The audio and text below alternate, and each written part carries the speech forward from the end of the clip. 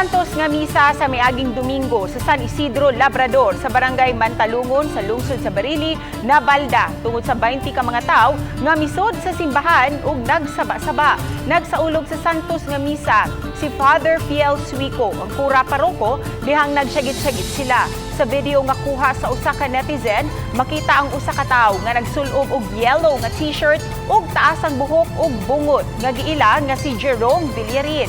Gipapahawak kini sa pari ug giduol na sa mga pulis apan inay nga mutahod. Padayon hinuon silang nagsinggit-singgit ug bati nga mga pong batok sa pari ug sa simbahang Katoliko. Lakip na sa nagsamok-samok ang mga kaubanan ni ini.